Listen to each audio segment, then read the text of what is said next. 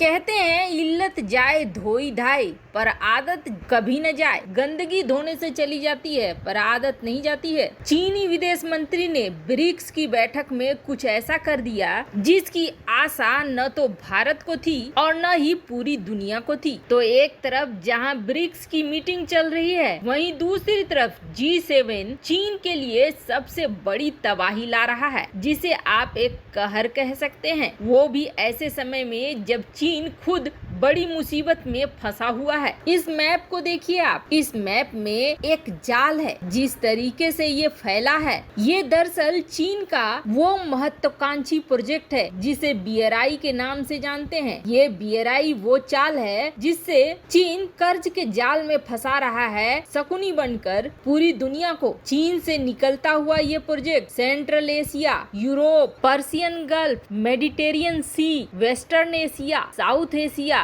Indian Ocean, दक्षिण चीन सागर, हर जगह फैलाकर पूरी दुनिया को कब्जे में लेने का प्लान है चीन का। और इसके शिकार कई देश बन भी रहे हैं, जैसे कि श्रीलंका, पाकिस्तान। अफ्रीका में तो इसने काफी हद तक फैला भी दिया। लेकिन अब प्रॉब्लम ये आ गई है कि अफ्रीका के देश चीन की चाल को समझकर चीन का विरोध कर रहे हैं। एक वक्त था जब चीन दक्षिण अफ्रीका में अपने पैर पसार रहा था। तब दक्षिण अफ्रीका को ऐसा लग रहा था जैसे अमेरिका को हटाकर कोई स्वर्ग से दूत आया हुआ है। लेकिन अब वही दक्षिण अफ्रीका चारों जगह लताड़ लगा रहा है चीन को। दक्षिण अफ्रीका के कई देश तो सबसे पहले चीन को कर्ज लौटाने के लिए ही मना कर रहे हैं। तो वहीं दूसरी तरफ इन देशों में चीन के प्रति अब गुस्सा भी बढ़ता जा रहा है। इन्हें अब समझ में आ रहा है कि चीन उसका दोस्त नहीं बल्कि सबसे बड़ा दुश्मन है, जिसकी जाल में फंस रहा है वो। जहाँ चीन की नहीं चलती है वहाँ चीन तख्ता पलट करवा देता है। जैसे कि म्यांमार में जब पुरानी शासक ने चीन के BRI को समर्थन देना बंद कर दिया और BRI के लिए दुनिया भर से निवेश मंगाना शुरू कर दिया ताकि चीन के कर्ज जाल में न फंसे, तब चीन ने कथित तौर पर वहां तख्ता पलट ही करवा दिया। वैसे चीन का यह प्रोजेक्ट सफल होने का मतलब है कि आधी दुनिया चीन की गुलाम बन जाएगी। इसलिए इस प्रोजेक्ट की काट ढूंढना बाकी सारी चीजों से कई गुना ज्यादा इम्पोर्टेंट है। और ये बात अमेरिका भी समझ गया है और चीन के विरोधी भी समझ गए हैं। इस महामारी ने चीन के असली वाले रूप को दुनिया के सामने ला दिया है, जिसकी वजह से चीन से अब आर्थिक निर्भरता जहां देश खत्म कर रहे हैं, तो वहीं उसकी तोड़ भी ढूंढ रहे हैं। G7 की जल्द ही बैठक होने वाली है और इस बैठक में ग्रीन अल्टरनेटिव का लॉन्च किया जाएगा। आखिर क्या है ये ग्रीन अल्टरनेटिव? दरअसल 7 देशों का समूह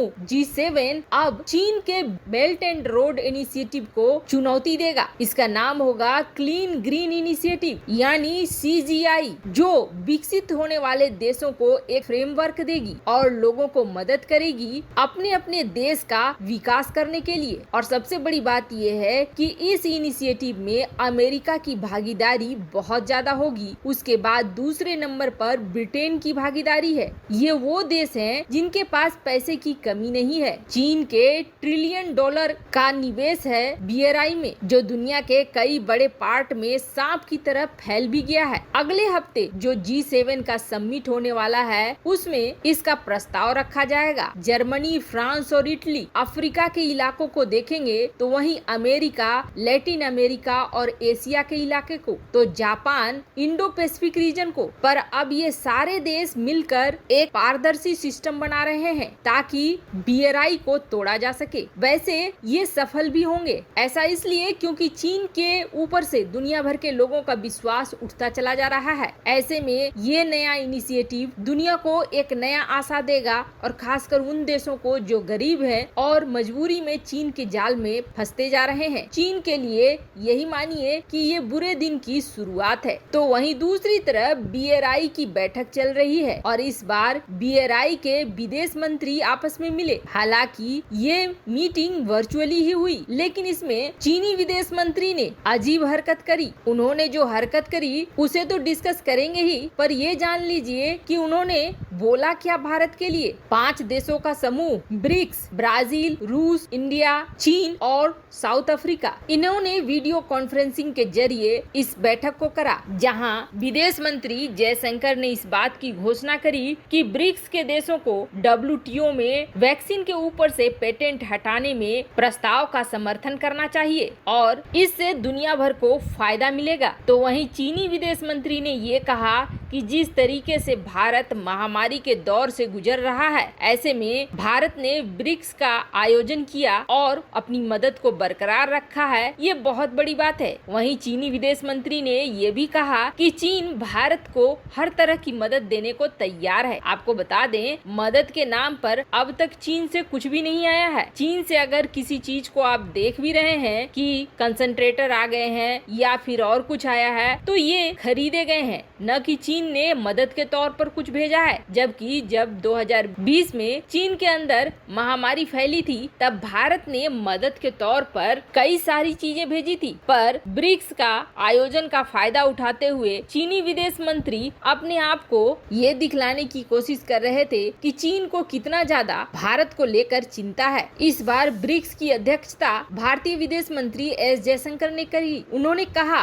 कि हम अब काफी आगे निकल गए हैं और हम जल्द ही इस महामारी से भी उबरेंगे। हालांकि चीनी विदेश मंत्री वांग यी बार बार ये कह रहे थे कि भारत की जरूरतों की बात है तो चीन सहित सभी ब्रिक्स के साझेदार भारत को मदद देंगे, सहायता देंगे। हमें पूरा भरोसा है कि भारत जरूर इस महामारी से उबरेगा। पर जाते जाते उनकी हरकत वायरल हो रही है। दरअसल जब ये बैठक समाप्त होने लगी, तब सारे विदेश मंत्रियों ने इसका समापन नमस्ते से किया, लेकिन यही एक स्कूली बच्चा था जो सब छात्रों में बिल्कुल अलग दिख रहा था। चीनी विदेश मंत्री के नमस्ते करने का ढंग देखिए। बात ये नहीं है कि वो कर नहीं सकते या फिर सीख नहीं सकते। रूस, दक्षिण अफ्रीका, ब्राजील ये सारे नमस्ते सीख गए, लेकिन चीनी विदेश मंत्री नमस्ते नहीं सीखे। बात ये है कि चीन के अंदर भारत को लेकर एक गंदी मानसिकता है। चीन अपने आप को सुपीरियर दिखाने के चक्कर में भारत की किसी भी चीज को